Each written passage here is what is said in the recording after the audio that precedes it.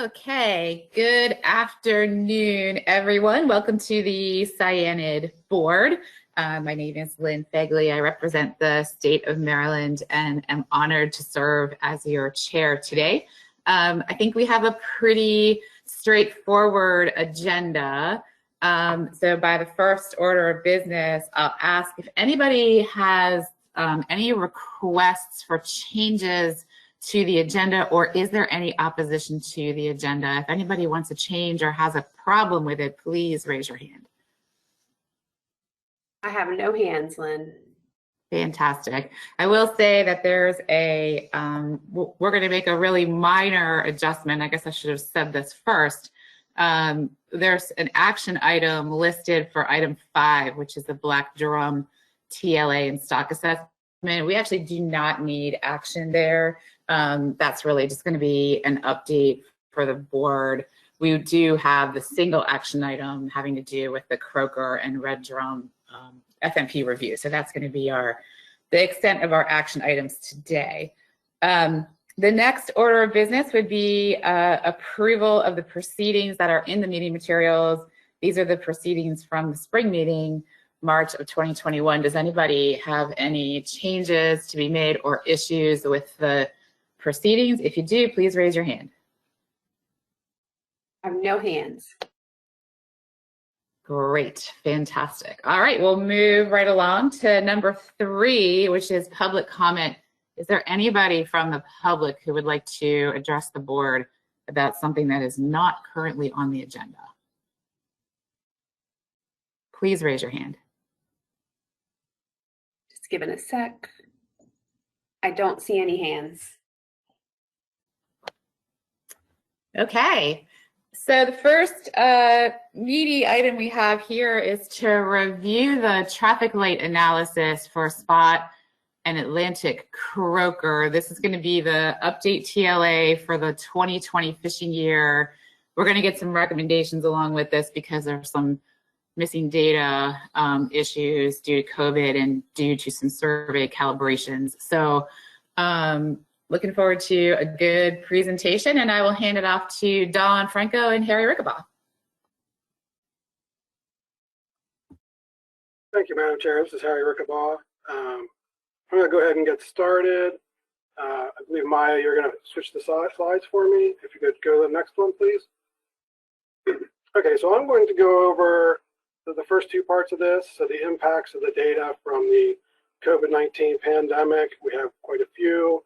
And then I will go over the 2021 traffic light analysis for Spot. Pardon me. And then I'll turn it over to Dawn, and she will go over the 2021 TLA for Atlantic Croker. Next slide, please. Okay, so the first one here actually is not so much COVID related, as the Chesmap survey had a gear and vessel change in 2019.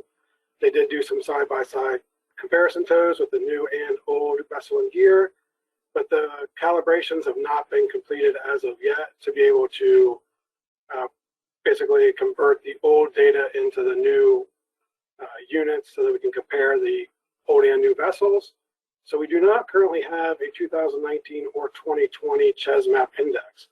The survey did conduct sampling in 2020, so we will have that data eventually, but for this year we are missing both of those, which that survey is used in the adult index for both Spot and Croker and the juvenile index for Spot as well.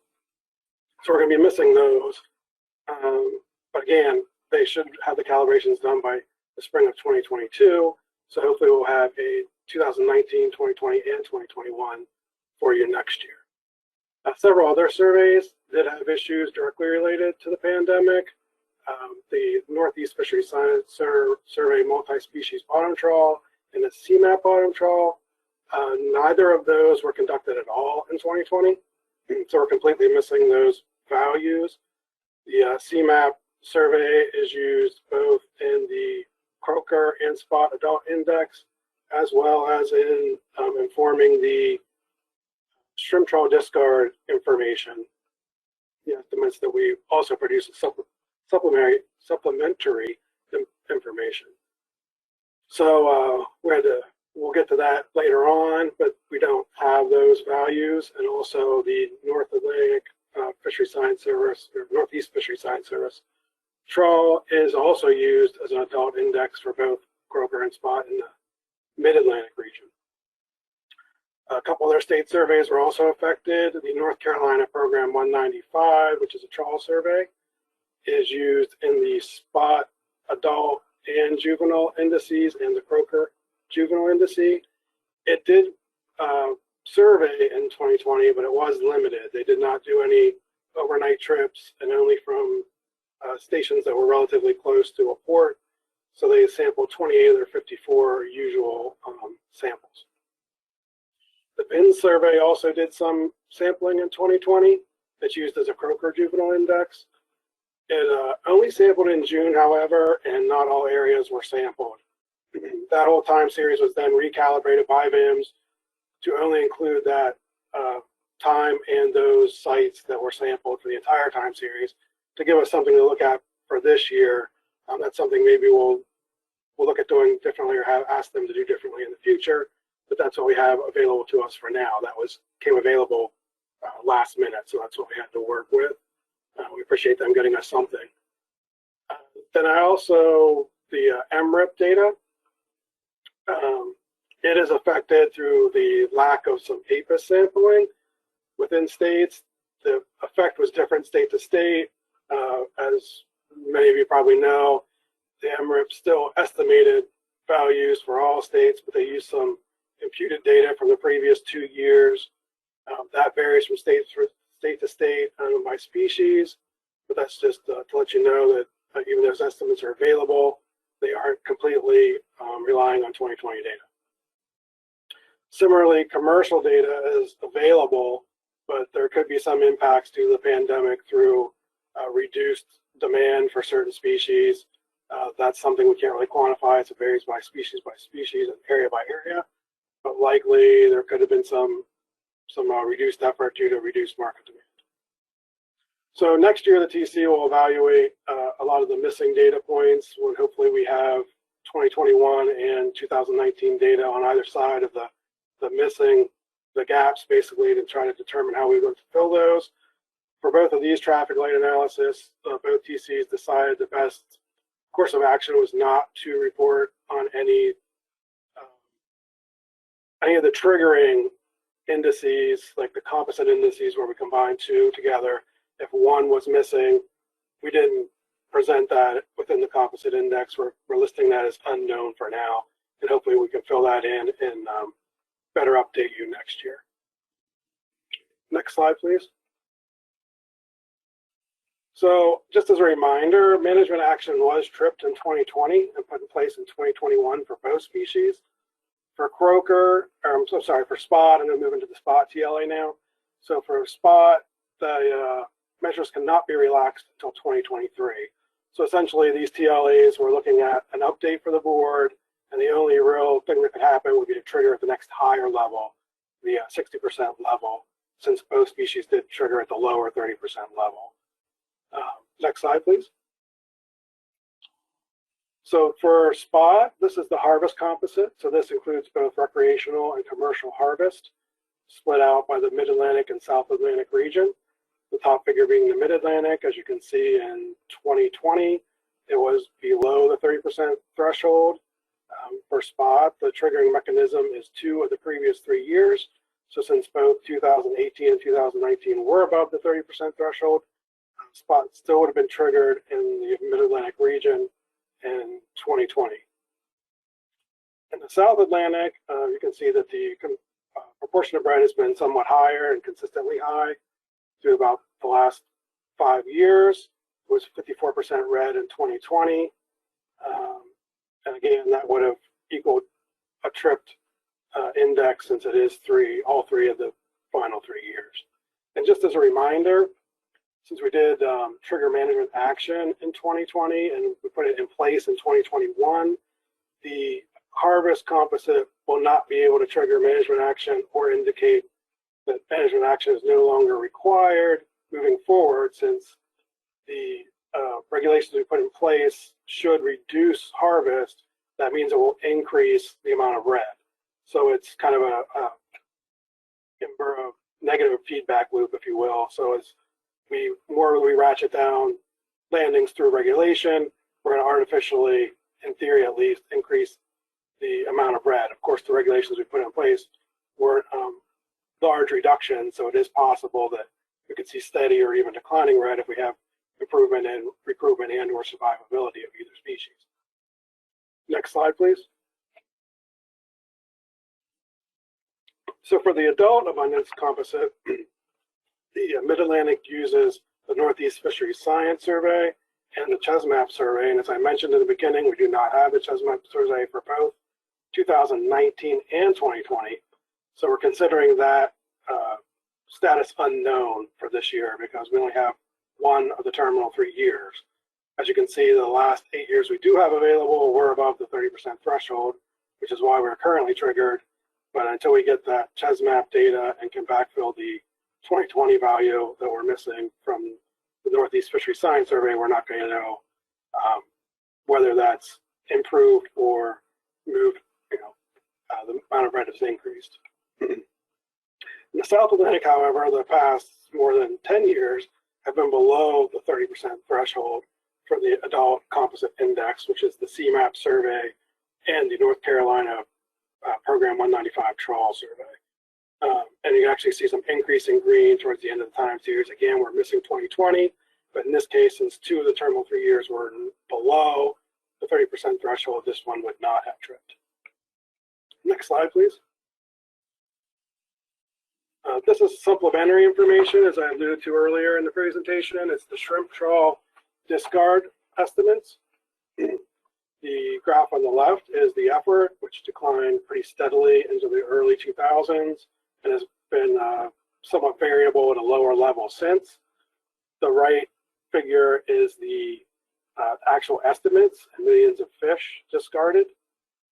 And as I mentioned, CMAP was not available, but the estimate is informed by both CMAP and the observer coverage.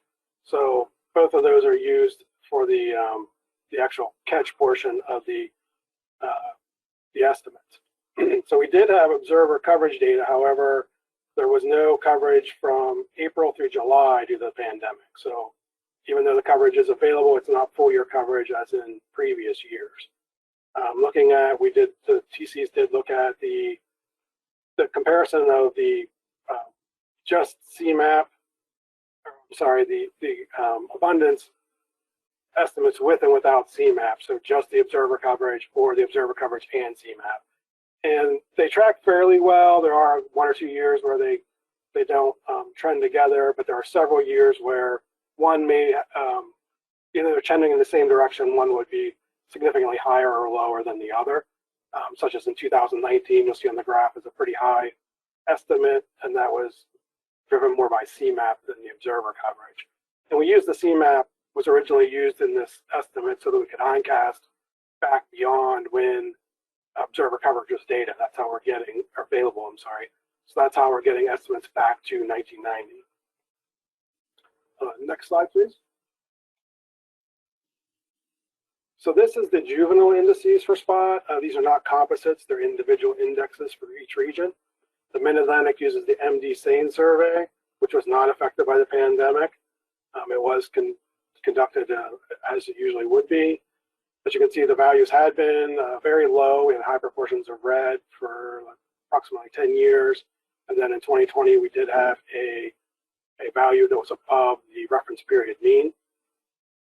In the South Atlantic, they're seeing more variability. And again, the North Carolina index was available, even though it was limited sampling. It was just over 50% of samples were conducted.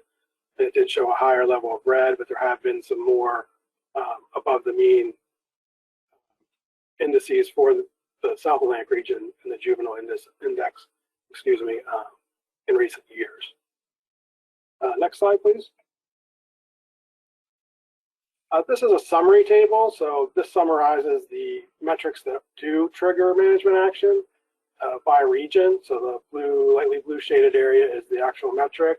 Then on the right, we have the 3 years that would be used to trigger management action and what the outlook was for each of those years. So again, for the Mid-Atlantic harvest, we had 2 of the 3 years in red, above the 30% threshold of red, excuse me, with the 2020 value being just below that. The South Atlantic was in the 52 to 59% red for all 3 years. And then when we move down to the Adult Abundance Index, again, we're considering the Mid-Atlantic unknown because 2 of the previous 3 years we do not have a value for. The South Atlantic Adult Index, we do not have the 2020 year, but we do have 2 of the previous 3. Those years were below 30% red and actually had more green than red in each of those years. So the overall status, we're considering it to be triggered at the 30% level, even though we are missing some of that data. It doesn't, we can't definitively say that we are triggered, but since we're already in the triggered, we triggered previously, the previous year, we can't change major action anyway. So in reality, we have to remain status quo. Unfortunately, we don't have any of these values in the 60% red that are available. So we aren't looking at the increased level of action anytime soon.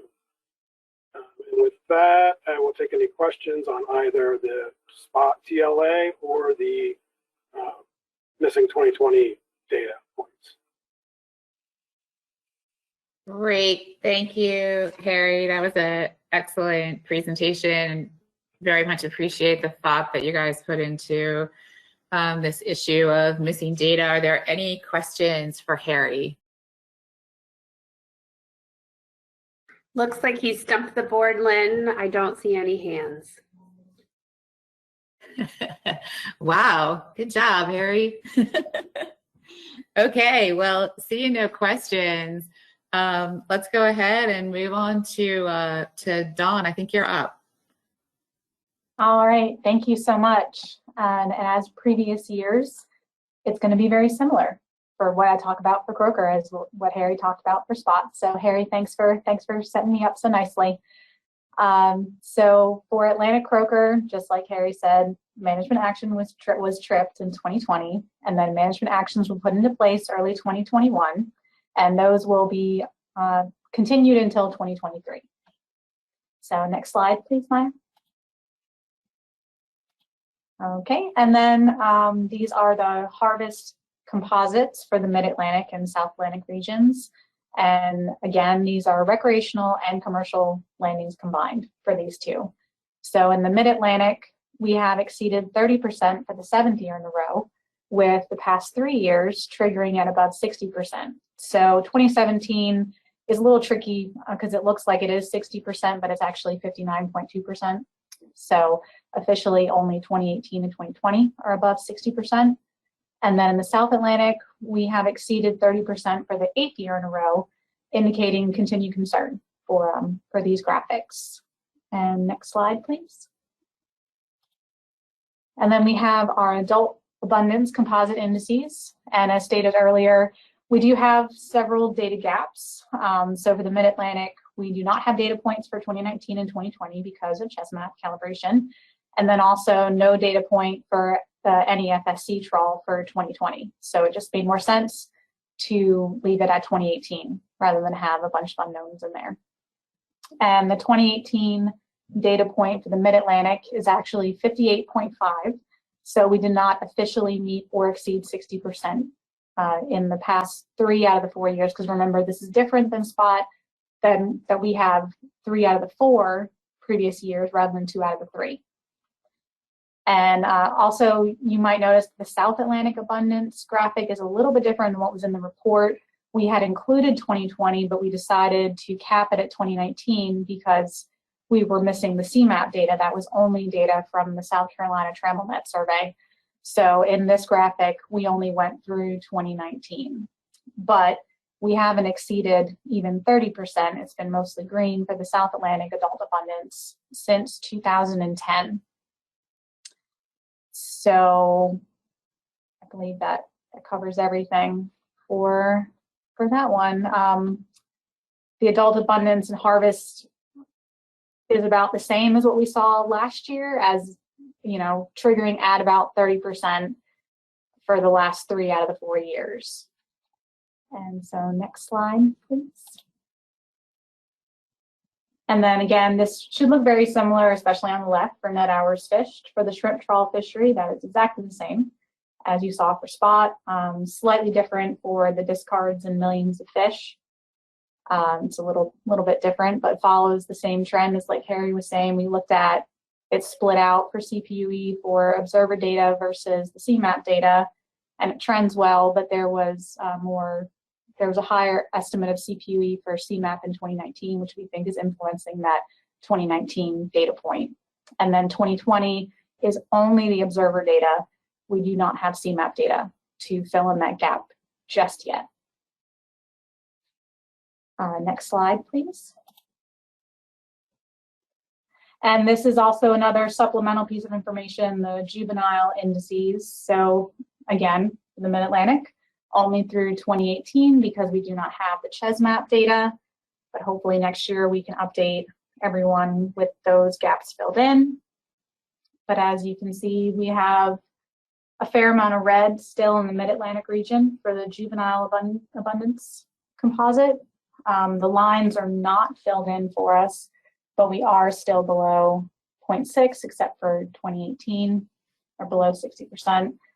And then similar to spot, we have more green than red in the South Atlantic juvenile composite, which really technically isn't a composite for the South Atlantic because it's only the North Carolina 195 survey. And next slide. And then we come to our final slide that breaks all of the info that I just shared down into a neat little package to demonstrate if we have exceeded trigger. So the Mid-Atlantic composite harvest triggered at 60%, with the South Atlantic remaining at a 30% level. And so that was for the harvest composite where we have all data available. And then we have several unknown values for the adult abundance index.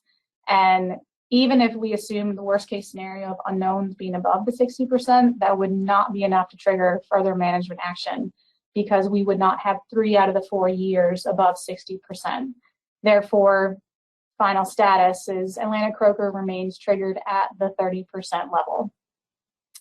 And then by the next TLA, we should have Chesmap calibration to refill in the data holes from 2019 and 2020, and hopefully mechanisms to fill in the other 2020 data gaps. So the TC recommended maintaining the course and no further management action is suggested at this time. And next slide, please. I will take any questions that you might have.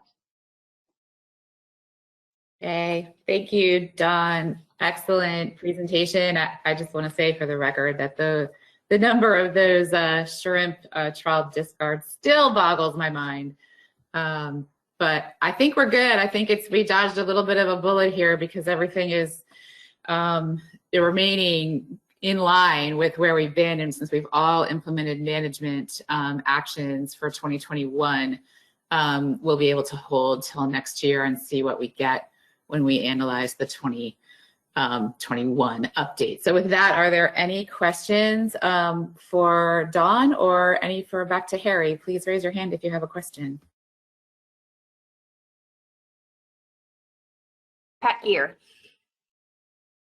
Go ahead, Pat. Thank you, Madam Chairman. I guess this question is for Dawn. I'm just kind of wondering, I'm looking at figure 7 that's showing the discards of croaker in the southeast line in the shrimp fishery. But part of that has to do, the decline that we're seeing there, part of that has to do with the implementation of the requirement of bycatch reduction devices, which occurred in the late 90s. So I'm wondering, you know, if that data set should be truncated to that point.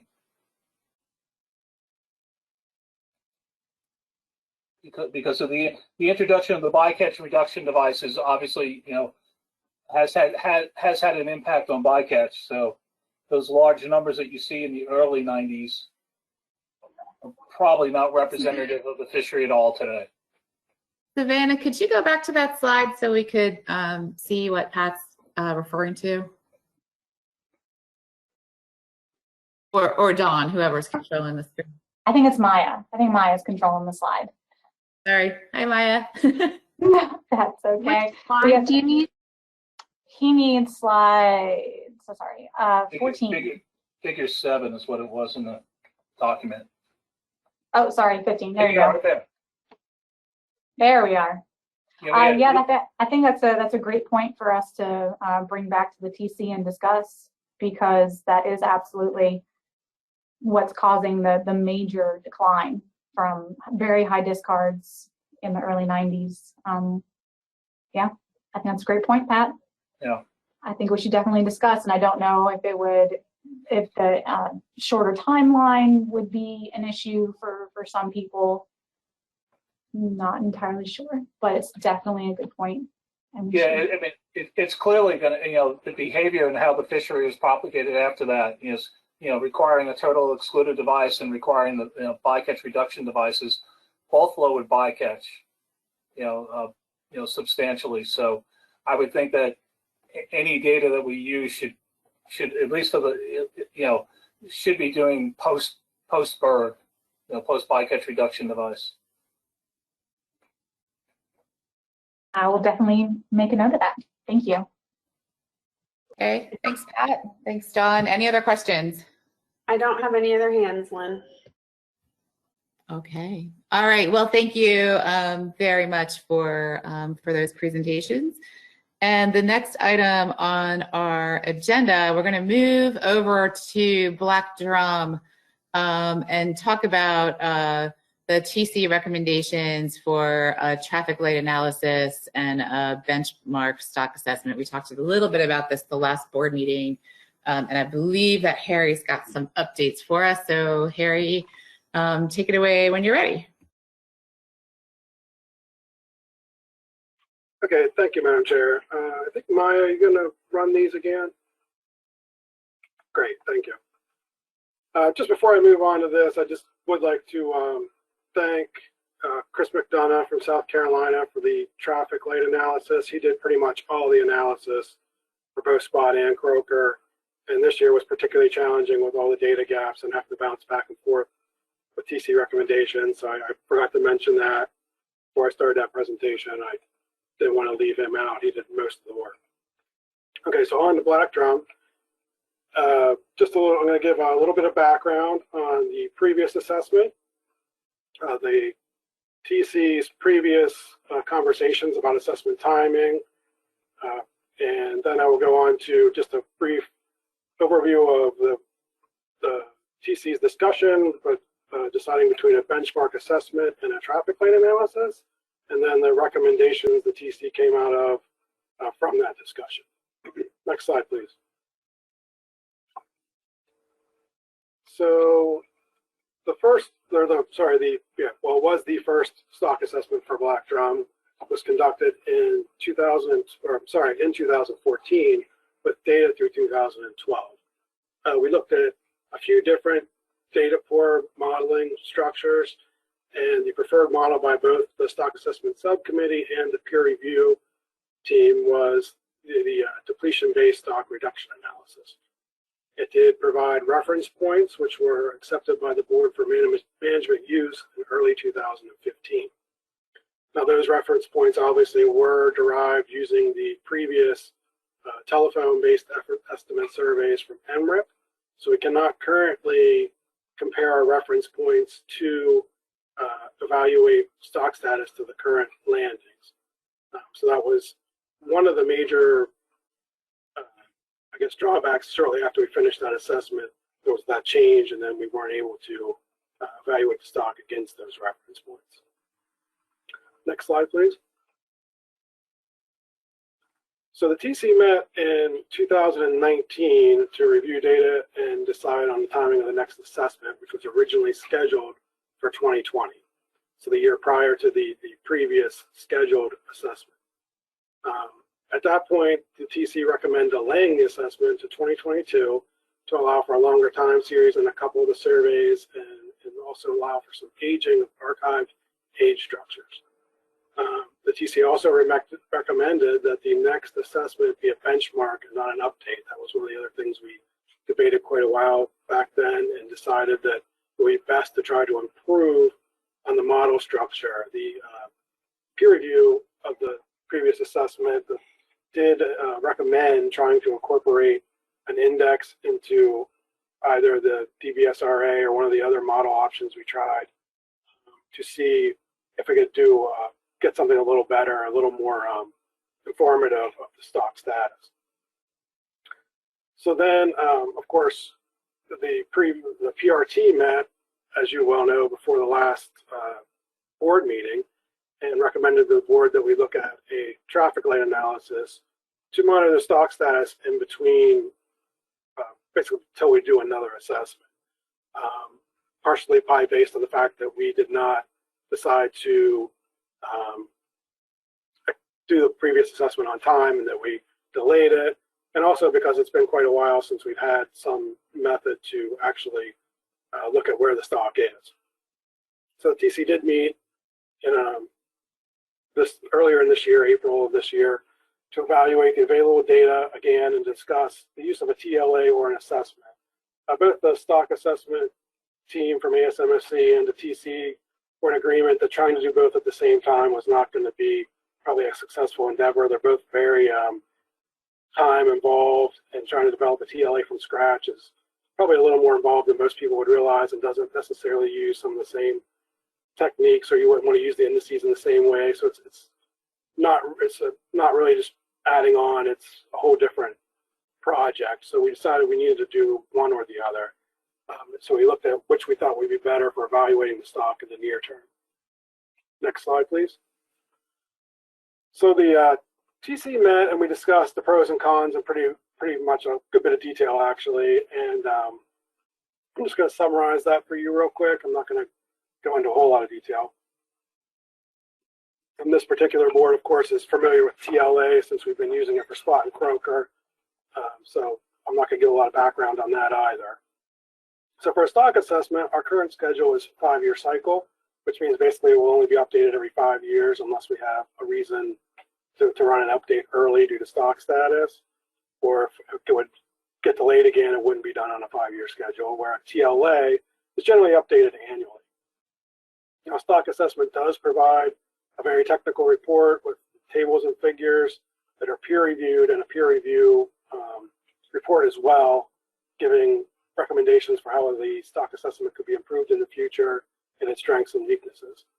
Where a TLA is usually developed outside of a peer review, and is a little less technical document, which could be a plus or a minus. It is easier for a less technical audience to interpret the final product than a stock assessment may be.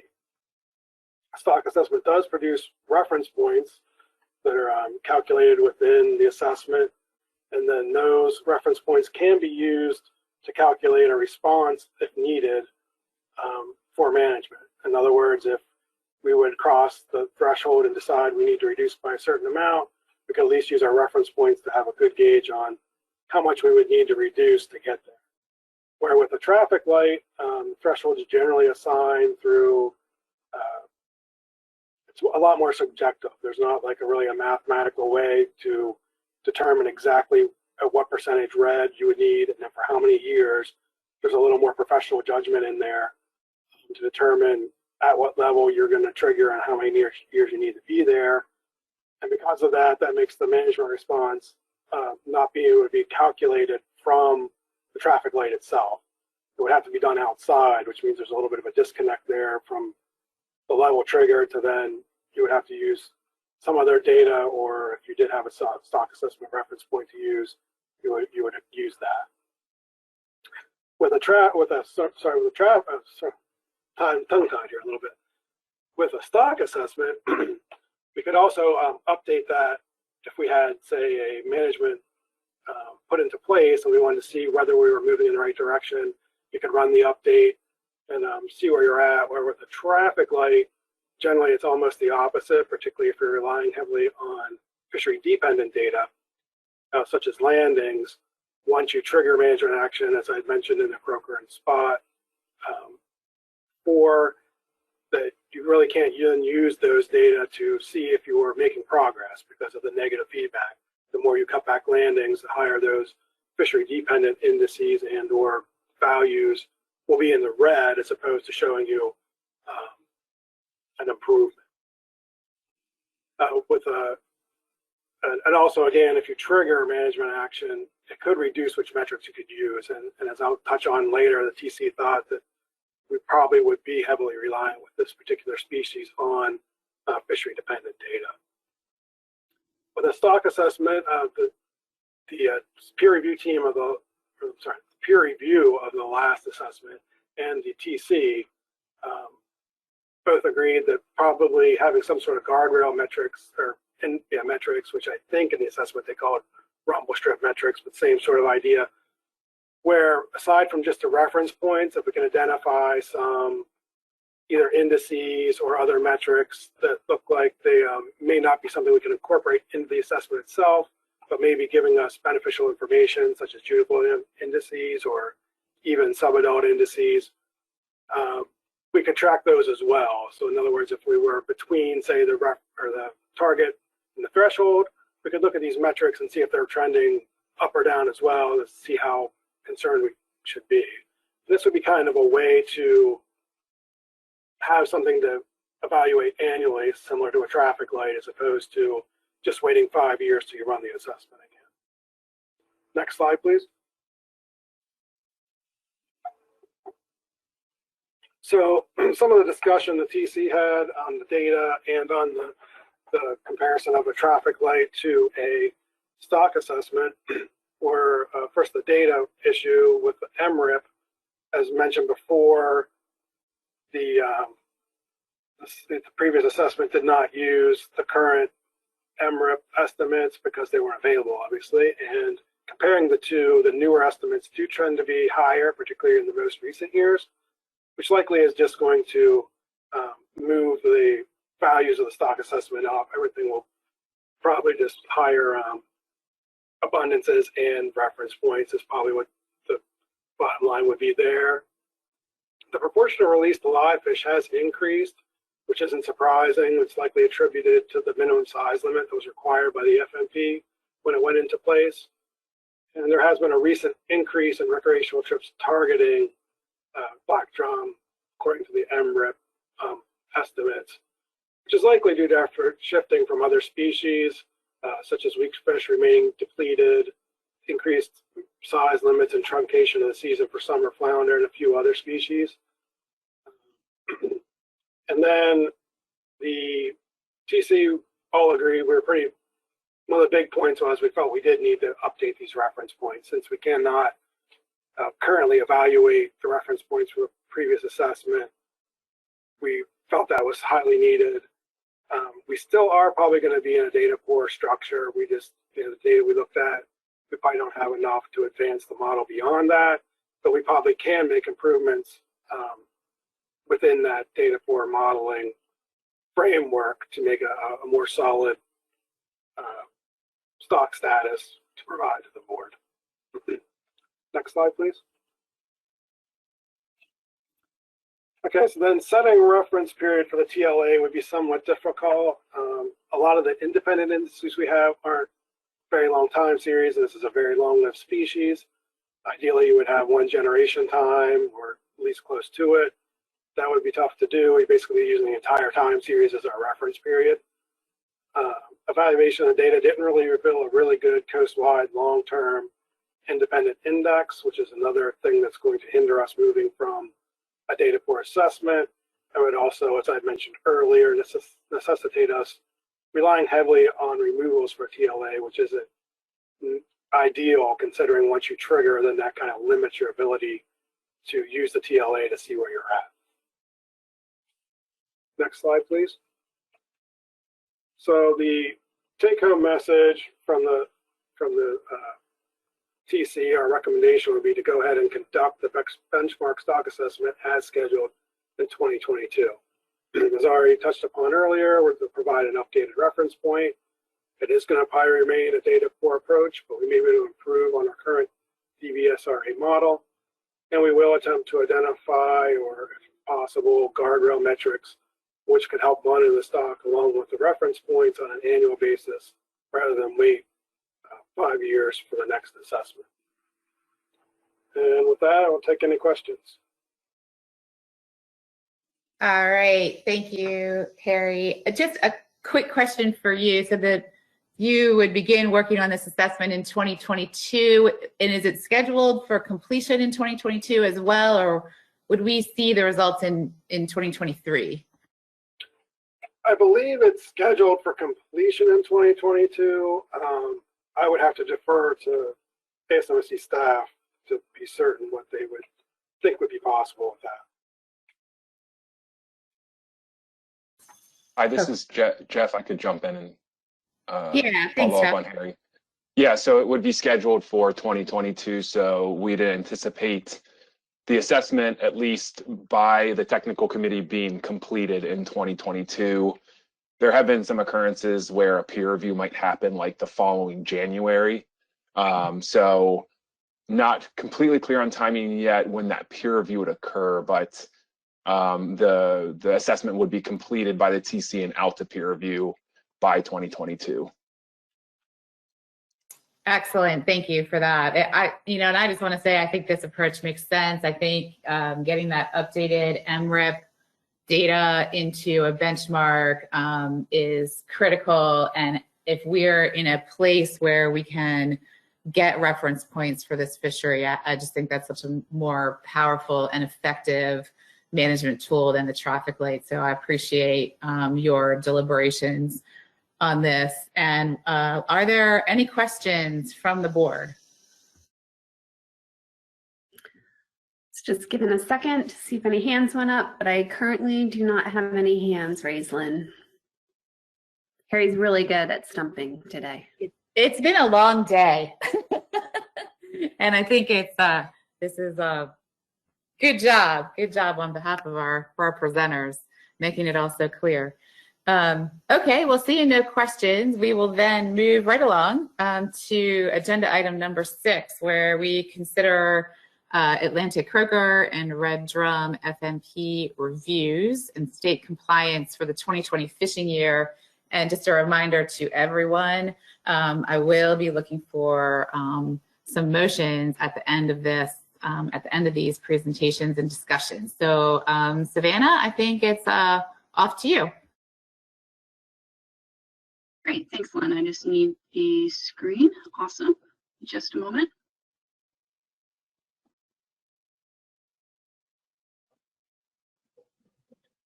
Let's see here. All right. Are you in presenter mode, or can you see the slides? Slides look good. All right, great. All right, hi everybody. Good afternoon. And thank you, Madam Chair, for the opportunity to present this today. So I'll keep this pretty brief, but I'm going to be presenting the red drum and Atlantic croaker fishery management plan review. So we're going to start with red drum. For red drum, the PRT did meet, and we did overhaul some of the sections of this review this year to include regional breakdowns of the different metrics. So in 2020, 56% of the total landings came from the southern region, where the fishery is exclusively recreational. And here on this graph, the southern region is represented in the blue bars and the northern region in the green bars. These shifts are a significant change from the 2019 regional split, where 20% of total landings of recreational landings were from the northern region and 80% from the southern. Recreational landings were estimated to be 2.5 million pounds in the northern region, a 173% increase from 2019 estimates. North Carolina is estimated to have the most recreational landings, followed by Virginia. Recreational landings were estimated to be 3.3 million pounds in the southern region, which is a slight decrease from 2019 estimates. Florida is estimated to have the most pounds of recreational landings, followed by South Carolina. These two figures show recreational removals by region, with northern removals on top and southern removals on the bottom. You can see the different colored bars represent the number of fish landed, as well as estimated dead discards. The number of fish caught in the recreational fishery was just over 670,000 fish, which is up 120% from 2019 for the northern region. It is estimated that 8% of released fish die as a result of being caught, which gives us an estimated value for discarded fish, dead discarded fish, of about 290,000 in 2020. Recreational removals from the northern region fishery are thus estimated to be about 962,000 fish in 2020. The number of fish caught in the southern region recreational fishery was about 1 million fish, again a decrease from 2019. It is estimated that 8% of released fish die, and as a result, there's an estimated 420,000 dead discarded fish in 2020. Recreational removals from the southern region of the fishery are thus estimated to be about 1.4 million fish in 2020. This graph shows the removals compared to the releases. So what you can see here is northern and southern regions, and I apologize for the colors, I couldn't get them to match, but the bar graph on the bottom is representative of what we just saw, with total removals as the bars from the northern region in blue bars and southern region in green bars. The releases for each region are the line graphs. Releases for the northern region are green and southern region are blue. Here you can see that the number of releases far exceeds the total removals from each region. The number of fish released in the northern region was 3.6 million fish, which compared to the removals was 962,000 fish. The number of fish released declined to those in 2019 for the southern region, with 5.3 million fish released, compared to total removals of 1.5 million fish. And there is a correction in the report on figure 4, the proportion of regional sector-specific landings to total coastwide landings. The green is the green for the northern region represents recreational, not commercial fisheries, and that has been updated since. The PRT met and reviewed all state compliance reports and compiled the F&P review. The PRT found no inconsistencies from the F&P for any of the states. The TC recommends the approval of state compliance reports in de minimis status for New Jersey and Delaware. New Jersey and Delaware requested de minimis status through the annual reporting process. And while Amendment 2 does not include a specific method to determine whether a state qualifies for de minimis, the PRT chose to evaluate an individual state's contribution to the fishery by comparing the 2-year average of total landings of that state to that of the management unit. New Jersey and Delaware each fit this de minimis criteria. De minimis doesn't exempt either state from any requirement, but may exempt them in the future from management issues, implemented through addenda to Amendment 2. The PRT also met and revised the research recommendation section for red drum, and they picked 4 key goals that they thought the board should be informed of in research needs. One such is the continued collection of length, composition, and age data if possible to better inform recreational discards for red drum. Collecting critical adult red drum data, including continued sampling and expansion of adult red drum surveys, as well as additional data on abundance, size, age, sex composition, and maturity of adults, as well as senescence in female red drum, and the impacts of the catch and release fishery on adult red drum stocks. They also want to highlight the effects of the environmental factors on stock density and year class strength, and encourage the support and continued research to evaluate the social and economic value of this very important and primarily recreational fishery. And with that, I'm going to move into the Atlantic Croaker Fishery Management Plan review. This graph here shows total commercial and recreational landings. Total Atlantic croaker harvest from New Jersey through the east coast of Florida in 2020 is estimated at 5 million pounds, which is a 30% increase from 2019. The commercial and recreational fisheries harvested 16% and 83% respectively.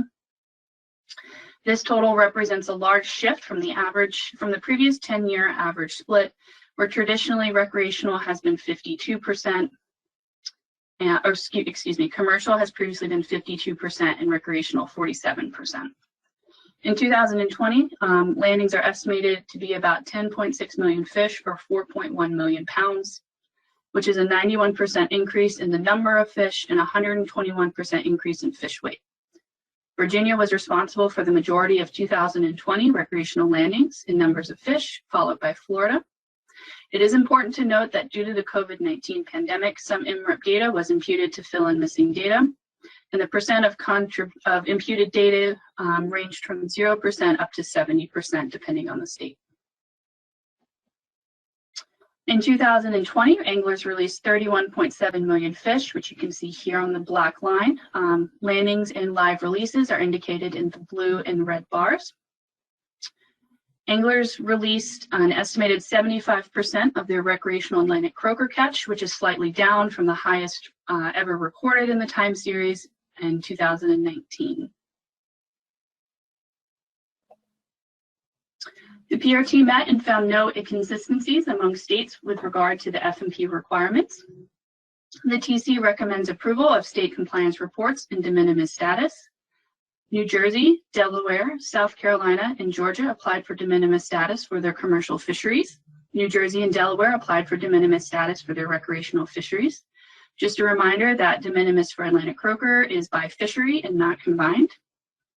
There are additional research and monitoring recommendations found in the F&P review document, and the PRT really wanted to highlight to the board that continued and new research into the impacts of climate change on the range of the species is of a high priority. So for Atlantic croaker, Florida realized in their de minimis review process that they no longer qualified for de minimis as they historically have been for commercial Atlantic croaker.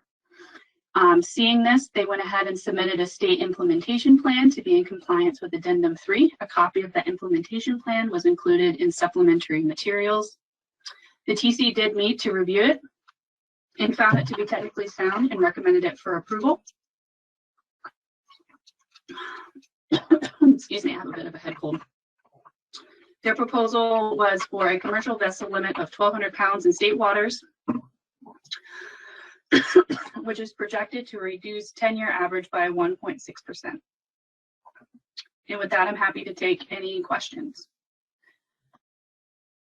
Great, thank you, Savannah. It's just good to give your voice a little rest. Are there any questions for Savannah on these items before we move to action? Anybody have a question? I have Pat Gear, followed by Marty Gary, and then Roy Miller. Thank you, Madam Chairman. Savannah, I just was curious, I don't know if I missed it or not, are there any studies that have discard mortality rates, recreational discard mortality rates for croaker?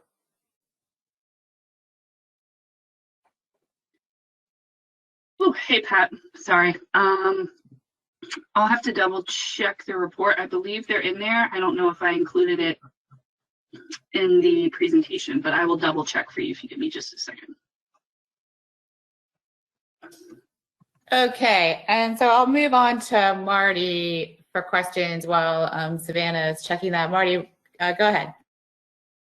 Thank you, Madam Chair. And Savannah, hopefully these are softball questions for you. On red drum, I might have totally missed it, but the geographic demarcation for the northern and southern region, is that the North Carolina, Virginia border? I was wondering where that is.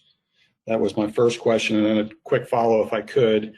And I don't know if it's a reach based on what you're presenting today, but just curious about, it looks like the numbers on the landings for the northern region, if you fit a line to it, they've gone up quite a bit. And I was just wondering if that might be speculated to be a function of range expansion from climate change. And if this part of if the FMP review doesn't really shed light on it, that's fine. We can wait till the appropriate time with an assessment for that kind of question.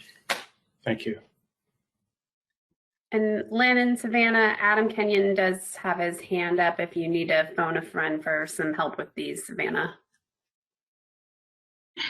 Thank you, Tony. I really appreciate that. Hopefully my voice will hold out. Again, I apologize. I have the summer cold going on. So, Pat, I'll get to your question. So we don't calculate discard rates within the report, but we do have discard rates from the observer program that you've seen in the shrimp trawl estimates. And if, excuse me, and it is on page, it is in the report, and they range from 7 to 8% annually. according to the 2010 assessment. Okay, thanks. Thanks, Savannah. Yeah, Hope no you feel problem. better. Thanks. And if you have more questions, we can always chat later after when I hopefully have a voice. Sorry, Savannah. No, you're fine. Marty. Oh, sorry, Madam Chair. No, I was just going to say if you wanted to go to Adam and give your voice the rest, but if you got Marty's question covered, go for it. I do, and I believe I covered, you might have to remind me if I remember, but the demarcation for the northern region versus the southern region is actually the Carolinas, between North Carolina and South Carolina. And then what was your second question, Marty? I apologize. Yeah, it was just, and maybe it's not the right time for this question, but has there been any discussion of, looking at those landings in the northern region, and it looks like they've had a pretty significant increase over time, and just wondering if this is a species that there may be some range expansion going on with it related to climate change, and again, maybe that's a question for a different scenario. Yeah, and that's an excellent question, Marty. Currently, we're working through the stock assessment, so that might provide some more information. We'll hear from Jeff next, but I definitely think it's an important thing to keep in mind as a consideration for more than just the red drum. Okay, thank you, and thank you for a great presentation. I'm sorry to test your voice. So that's all right. Thanks, Marty. Okay, thanks for that, Savannah. Moving on to Roy Miller. Thank you, Madam Chair. Quick question, Savannah, if I may, and perhaps Lynn would know if you don't off the top of your head. Under the de minimis definition for Atlantic croaker, New Jersey and Delaware, if approved, would be exempt from the 30 fish creel limit. Am I right in that? And I guess the same question applies to spot while we're on the topic of de minimis. Hey, Roy, that's I can answer that one. So that is correct. So currently under Addendum 3, when the TLA is triggered at 30%, de minimis states that have been granted de minimis are not required to implement the management measures. However, if the TLA does trip at 60%, then all states are required to implement measures, including de minimis states. Yeah, that's the difference, is that as long as we're at that moderate concern, the de minimis states don't move. But if we get into that 60% area, then yeah, everybody's on the hook, no pun intended. Any more questions? Chris Bat-Savage. Go ahead, Chris.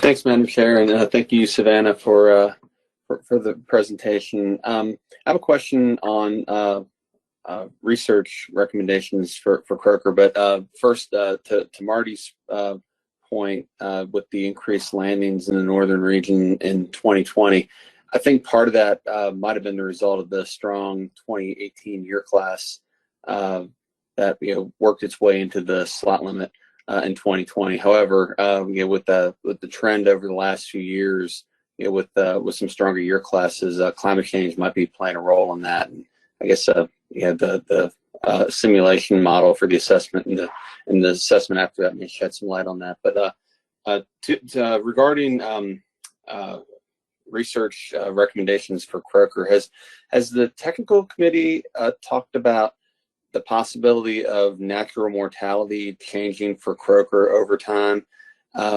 If thinking about, we've seen some good juvenile abundance indices for croaker over the last several years, but the adult indices are staying really low, and landings are at their lowest level. So I didn't know if that was something that the TC has talked about in any meetings, or is that something that might be explored for the next stock assessment? Thanks.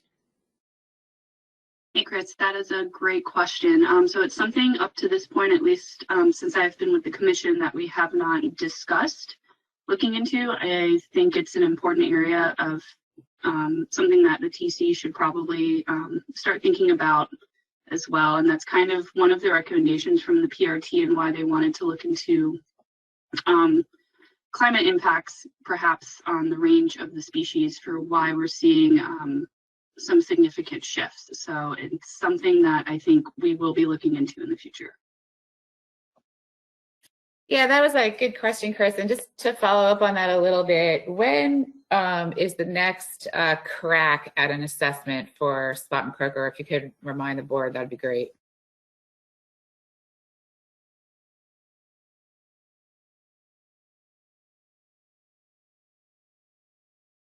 Savannah, if you're talking, we can't hear you. Thank you. Yeah, sorry, I had it muted for a moment. Let me pull that up because the date did change last year. Jeff and Kristen, if you know off the top of your heads, feel free to chime in. Yeah, Savannah, this is Jeff. I could chime in. It's 2024 for both spot and croaker. Okay, that's excellent. Thank you. Okay, any other questions? I don't see any hands, Lynn.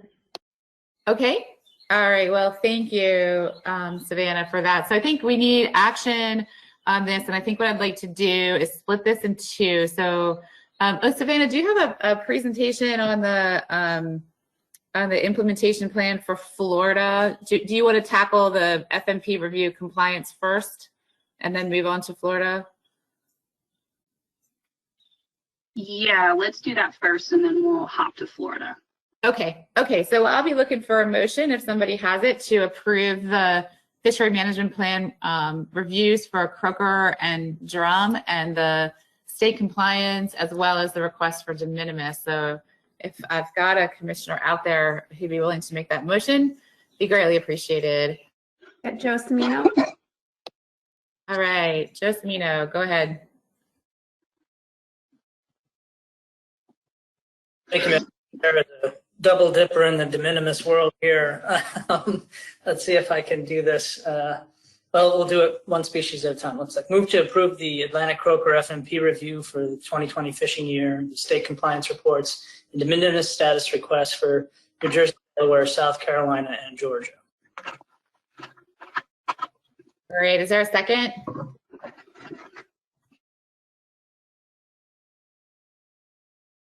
Sorry, Lynn. I have Mel Bell. Oh, excellent. Thank you, Mel, for that. Okay, and I'll just ask real quick, does anybody want to discuss this motion? If you want to discuss this motion, raise your hand. I have no hands. All right, seeing none, I'm going to read it into the record. We're going to move to approve the Atlantic croaker FMP review for the 2020 fishing year, state compliance reports, and de minimis status requests from New Jersey, Delaware, South Carolina, and Georgia. Motion by Mr. Semino, second by Mr. Bell. Is there any opposition to this motion? If you oppose, please raise your hand. There are no hands, Lynn. Excellent. So there, we can cross croaker off the list. Let's move on to red drum. Joe, do you have a motion for that one as well? Hey, Lynn, just a formality. You need to say that motion was approved. Yes, thank you, Tina. The motion on croaker to approve the compliance reports, FMP reviews, state compliance, and de minimis request for croaker was approved by unanimous consent. Okay. So moving on, we have a motion which is the same for red drum. And who is our motion maker on this one? Got Joe again. Excellent. And do we have a second? Mel Bell again. All right. Okay, and I'll just ask for the record if there's anybody who cares to discuss this. If you do, raise your hand. I see no opposition. Okay, so we are going to move to approve the red drum FMP review for the 2020 fishing year, state compliance reports, and de minimis status for New Jersey and Delaware. Motion by Mr. Semino, second by Mr. Bell. If there's any opposition, please raise your hand. No opposition.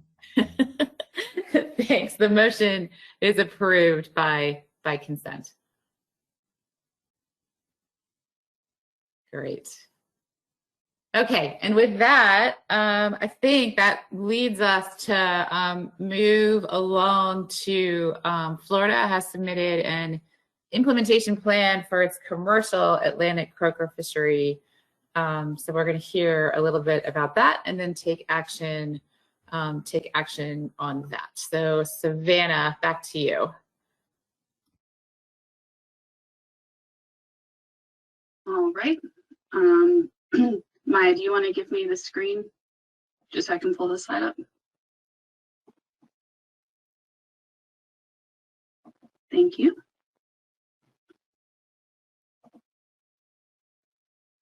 All right, so I apologize for kind of my voice kind of petering out here at the end, but I'll just review. Florida has qualified for de minimis historically for their commercial Atlantic croaker fishery. However, they no longer qualify for de minimis, and so trying to get ahead of it, they did submit a state implementation plan so that they are in compliance with Addendum 3 once that de minimis status falls off after 2021. The technical committee did meet to review it and found it to be technically sound and recommended approval. It follows the same methodology as was done for their spot commercial fishery. They would like to do a commercial vessel limit of 1,200 pounds in state waters, and this is projected to reduce the 10-year average by 1.06%, so it meets the criteria. And today we just need to vote on whether to approve or disapprove the state implementation plan for Florida.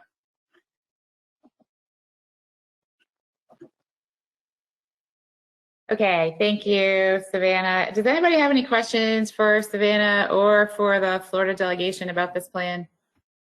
2 questions, Pat Gear and Chris Bat-Savage. No, I was just going to make a motion. I can wait till Chris asks his question. Excellent. Chris, do you have a question, or were you also going to make a motion? I have a question, Madam Chair. I can't remember from the memo and the briefing material, but if this is approved, when does Florida expect to implement these management measures? So I can answer that for you, or Erica has her hand up. I will let her speak for Florida. Go ahead, Erica. Thank you, Madam Chair, and Savannah, thank you for presenting this today. Chris, our plan is to bring it forward to our commission in October, and so it will go into effect likely around December of 2021. So we'll have these rules take effect within the 2021 calendar year. And I'm happy to answer other questions that you may have. Okay, thank you, Erica. Are there any other questions about this for Erica or for staff? I have no other hands, Madam Chair. Great. So Pat Gear, I believe that you are up.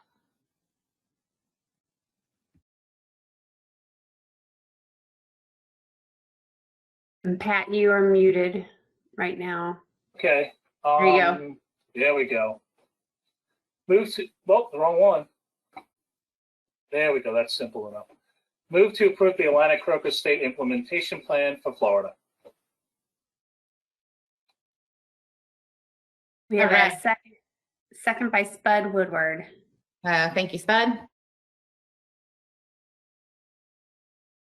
Okay, so I'm going to read this into the record and then just immediately call the question. This is a motion to approve the Atlantic croaker state implementation plan from Florida. Motion by Mr. Gear, second by Mr. Woodward. Is there any opposition? If so, please raise your hand. I have no hands raised in opposition.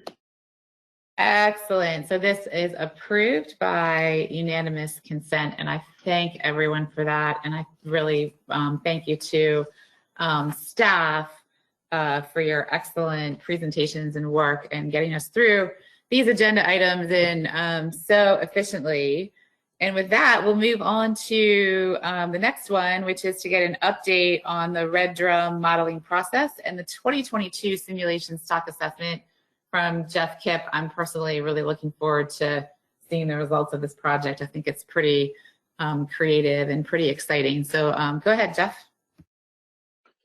Thank you, Madam Chair. So just as a reminder, the objective of this simulation assessment we're working on now is to evaluate performance of candidate assessment approaches to guide future benchmark assessments of red drum, including the next benchmark assessment that is scheduled to start following board review of the simulation assessment and peer review.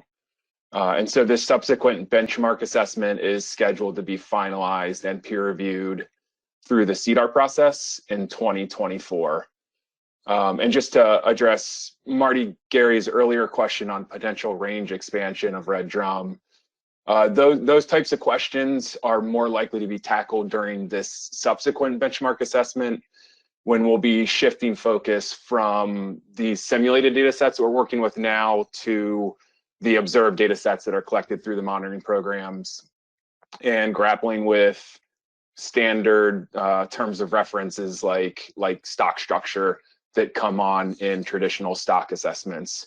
So I just thought I'd throw that in there to address that question. But since my last update to the board at the meeting in March of this year, the stock assessment subcommittee has continued meeting bi-weekly to review progress and provide feedback, mostly on generating estimates from our 3 candidate assessment approaches we're evaluating here. And those are the statistical catch-it age model that's been used in previous red drum assessments, a stock synthesis integrated model that uses both length structured and age structured data, and then also a traffic light analysis, which we've been discussing quite a bit here today. This work has been progressing well, and we're planning some initial review of performance of these 3 assessment methods during our next progress call, which is Wednesday next week. And we have also scheduled our last workshop of this process. That was scheduled for October 4th through the 7th, and to be determined yet whether it will be in person or virtual, like most of our other meetings, or all of our other meetings have been for this assessment process. But during that assessment workshop, we'll be working to wrap up most of the review of the performance results for each of these 3 assessment approaches, and to make some recommendations on assessment methods for red drum moving forward to, again, guide some of these future benchmark assessments for red drum. We anticipate having the simulation assessment peer reviewed in March of 2022 and presented to the board at the spring meeting in May of 2022. And I also just wanted to take this opportunity to thank Tom Tiers, who was previously with North Carolina DMF. Tom was a stock assessment subcommittee member that accepted a new position in New Caledonia, but he was instrumental in getting the TLA we're evaluating developed before he moved on, which was a big endeavor. Basically developing a TLA from scratch for red drum, which we hadn't done previously. And that concludes my update, and I can take any questions on the simulation assessment. Great, thank you, Jeff. Are there any questions from the board? I don't see any hands, Lynn. Okay. And I guess I should say that everybody's presentations have been so thorough that the board has no questions. It's not that they've necessarily stumped them.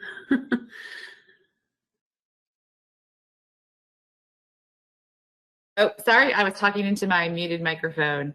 Okay, well, yes, and thank you again, Jeff, and to everyone for the super crystal clear presentations. I think so. We have just, before we adjourn, we have one other order of business, which is to nominate and elect a vice chair. And I'm looking for somebody who may have a motion on this. I have John Clark. Thank you, John Clark. Go ahead. John Clark, go ahead. Thank you, Madam Chair. I'm honored to nominate for vice chair our esteemed colleague from the Tar Heel State, Mr. Chris Bat-Savage. Excellent. And I guess, if that's a motion, right? Do we need a second for that, or do we just, do I just ask for, yep. Do I have a second for this motion? Pat Gear. All right, very good. And I'm sure there's no need to discuss this, so I'll call the question. It is a motion to nominate Chris Bat-Savage as vice chair of the Cyanids Management Board. Motion by Mr. Clark, second by Pat Gear. Is there any opposition to this motion? I have no hands. All right, seeing none. Congratulations, Chris. That's excellent. All right, well, with that, it looks like we're going to get about 45 minutes of our afternoon back, and I want to thank everybody for your attention, and I really want to thank staff and our TC representatives for all of their work, and I'm going to take my prerogative as chair to call this meeting adjourned and wish you all an excellent evening.